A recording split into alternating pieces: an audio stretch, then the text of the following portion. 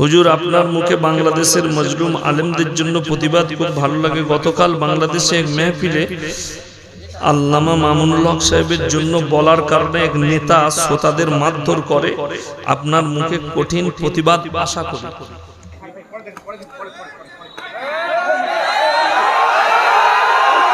উঠে যান না ভাই, এখানে আসেন, বসেন, এখানে আসেন।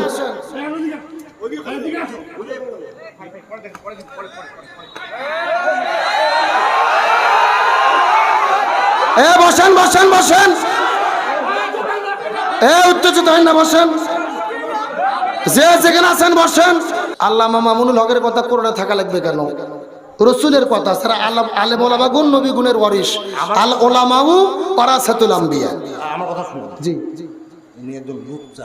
জি, হ্যাঁ, ওনার কথা এখানে নেই। আল্লামা মামুনুল হক লুচ্চা না, এটা প্রমাণিত হয় নাই। উঠে যান না ভাই, এখানে আসেন, বসেন, এখানে আসেন।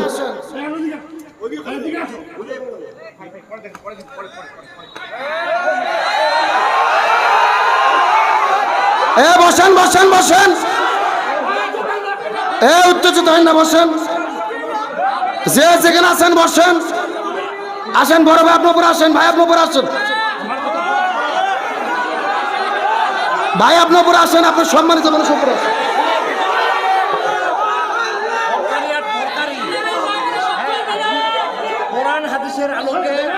আপনি এখানে আসেন, এই লোকগুলো বসে, আপনি এখানে আসেন, যে যেখানে আছেন বসে পড়েন, 5 সেকেন্ডের মধ্যে বসে পড়েন।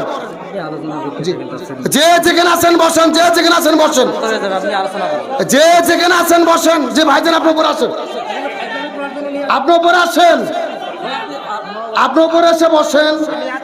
আপনার যেই প্রশ্ন উত্তর পাবেন, আসেন। আমরা যতগুলো কথা বলছি কোরআন হাদিসের বাইরে কোনো কথা বলি নাই। আমি কি কোরআন হাদিসের দলিল ছাড়া কোনো কথা বলছি? কথা বলেন, বলছি। এখন বসেন, যে যেখানে আছেন বসে পড়েন, উত্তেজিত হবেন না, বসে পড়েন, যে যেখানে আছেন বসে পড়েন। আলোচনা চলবে, কোরআনের কথা চলবে ইনশাআল্লাহ। যে যেখানে আছেন বসে পড়েন, যে যেখানে আছেন বসে পড়েন। বসেন বসেন, আসেন বসেন, যে যে বসেন, আলোচনা চলবে, উত্তেজিত হবেন না, বসে পড়েন। জি, আপনি কেন আসেন প্লিজ, বলছি আপনাকে, আপনি কেন আসেন? আপনি কেন না আসলে পরিবেশ শান্ত হবে না, আসেন এখানে, আপনি এখানে বসেন, আমি আলোচনা করতেছি, আপনি আসেন, মঞ্চে বসে পড়েন। যে যেখানে আছেন বসে পড়েন। চিৎকার করে বলেন, আপনারা কোরআনকে ভালোবাসেন না? কোরআনকে ভালোবাসেন না? রসুলকে ভালোবাসেন না? আমি এই কোরআনের দোয়াই দিয়ে আপনাদেরকে বলতেছি, সত্যি যদি ভালোবেসে থাকেন 2 সেকেন্ডের মধ্যে বসে পড়েন। জি, যে যেখানে আছেন বসে পড়েন, যে যেখানে আছেন বসে পড়েন, যে যেখানে আছেন। আলোচনা চলছে, জোরে বলেন, চলছে। কিন্তু আপনারা বিশৃঙ্খলিত হলে কিন্তু কথা বলা যাবে না। যে যেখানে আছেন বসে, এই ডান পাশের, এই ডান পাশে, বাম পাশে যারা যেখানে আছেন আপনারা বসে পড়েন। জিকির করেন লা ইলাহা ইল্লাল্লাহ, জোরে লা ইলাহা সুবহানাল্লাহ আলহামদুলিল্লাহ, লা ইলাহা, জোরে লা ইলাহা, লা ইলাহা ইল্লাল্লাহু মুহাম্মাদুর রাসূলুল্লাহ। সকলে বলেন সাল্লাল্লাহু।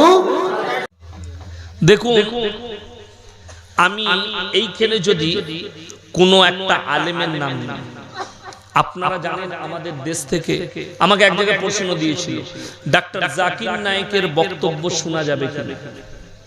আমি বলেছিলাম, গাছের ডালে যদি ভালো কথা লেখা থাকে সেটা গ্রহণ করো। কোথায় বললাম?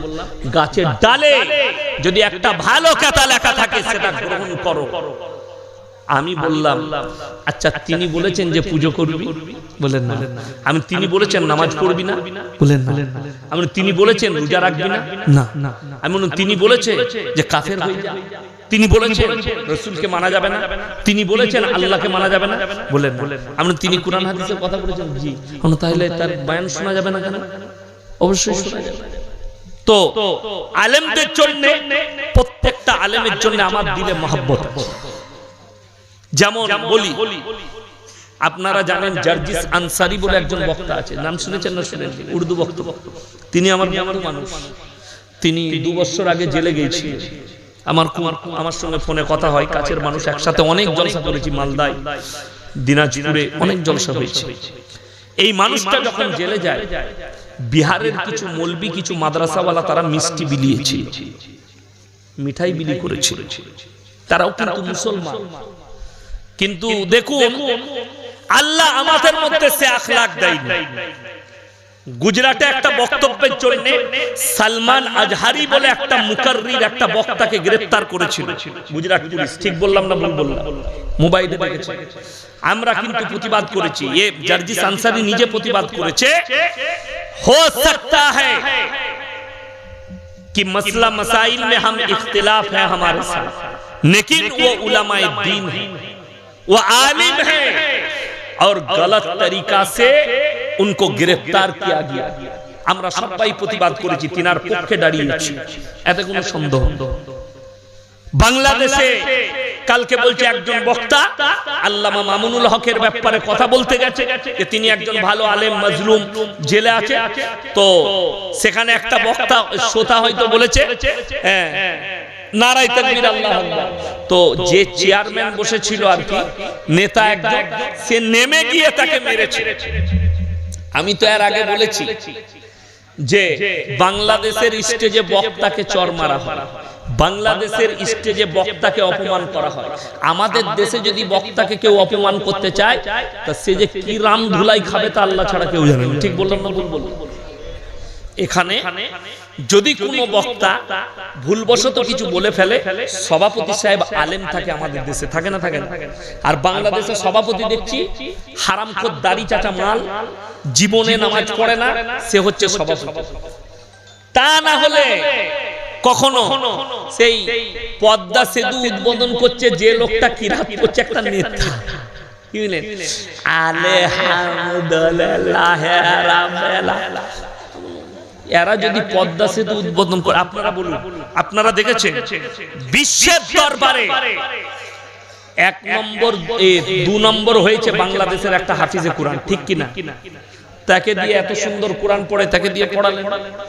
মিশর থেকে, আল আজহার থেকে ফারেক একজন মারাত্মক কারি আছে, ইউসুফ, কি বুঝলেন? তার নাম ইউসুফ। কি নাম? এই উলুবেড়িয়া এসেছিল একটা প্রোগ্রামে, হাওড়া জেলা, খুব ভালো কিরাত পড়ে। তো তাকে দিয়ে পড়ালেন।